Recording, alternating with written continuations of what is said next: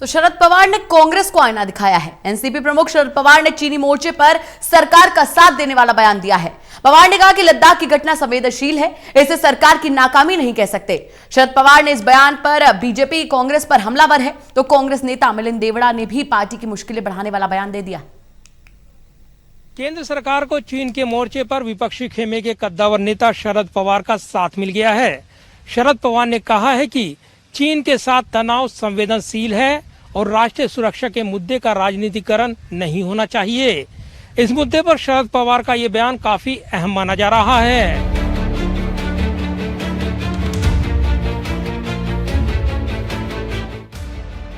चीन तनाव को लेकर कांग्रेस और बीजेपी के बड़े आरोप प्रत्यारोप के बीच एनसीपी प्रमुख शरद पवार ने सरकार का साथ देते हुए बड़ा बयान दिया।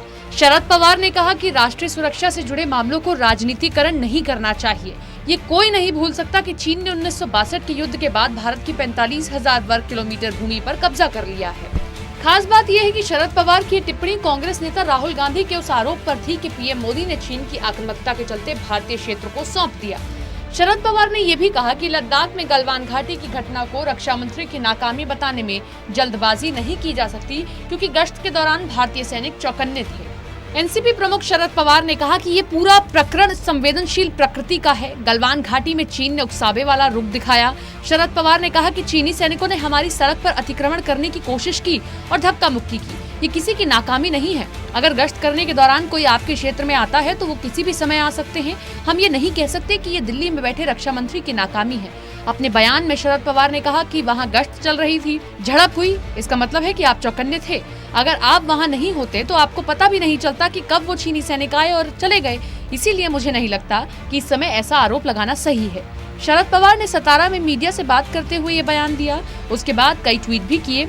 राहुल गांधी द्वारा लगाए गए आरोप पर जवाब देते हुए पवार ने कहा कि ये जमीन अब भी चीन के पास है। मुझे नहीं मालूम कि क्या चीन ने अब फिर से कुछ क्षेत्र पर अतिक्रमण कर लिया है, लेकिन जब मैं आरोप लगाता हूं तो मुझे ये भी देखना चाहिए कि जब मैं सत्ता में था तो क्या हुआ।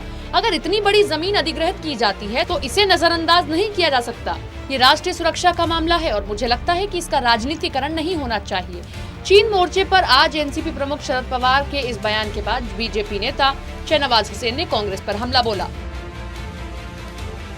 श्री शरद पवार जी ने राहुल गांधी जी को, सोनिया गांधी जी को एक आईना दिखाया है कि 1962 को याद कीजिए, फिर सवाल उठाइए।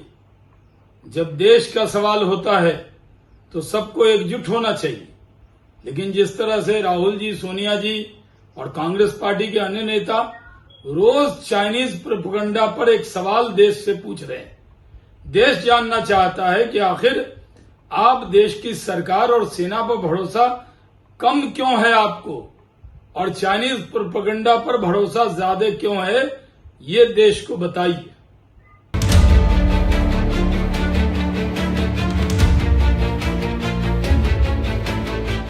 इधर कांग्रेस नेता मिलिंद देवड़ा ने भी चीन को लेकर पार्टी की मुश्किलें बढ़ाने वाला बयान दिया। मिलिंद देवड़ा ने अपनी पार्टी को नसीहत दे डाली और एक बार फिर कांग्रेस को मुश्किल में डाल दिया। देवड़ा ने कहा कि ये दुर्भाग्यपूर्ण है कि चीनी हिमाकत में बढ़ोतरी का मामला देश में राजनीतिक कीचड़ उछालने में खराब हो गया है। जब हमें चीन की हरकतों की निंदा और समाधान की तलाश में एकजुट होना चाहिए, तब हम आपसी फूट को उजागर कर रहे हैं। दरअसल राहुल गांधी की ओर से चीन के मुद्दे पर जब केंद्र सरकार को लगातार घेरा जा रहा है, एनसीपी प्रमुख शरद पवार ने चीन मोर्चे पर दिए अपने बयान में कांग्रेस के पूर्व अध्यक्ष राहुल गांधी को आईना दिखाया। तो चीन पर अपने बयान से कांग्रेस नेता मिलिंद देवड़ा ने भी पार्टी को बैकफुट पर ला दिया। जाहिर है, चीन के साथ तनाव के बीच विपक्षी खेमे के कद्दावर नेता शरद पवार का ये बयान जहां सरकार के लिए राहत बताया जा रहा है, तो वहीं विपक्षी घमासान को लेकर नसीहत भी, यानी परोक्ष रूप से शरद पवार के इस बयान को कांग्रेस और बीजेपी के बीच राष्ट्रीय सुरक्षा के मुद्दे पर चल रही सियासी बहस से भी जोड़कर देखा जा रहा है। कैमरामैन विदा ब्रिक के साथ प्रदीप कुमार, टोटल न्यूज, दिल्ली।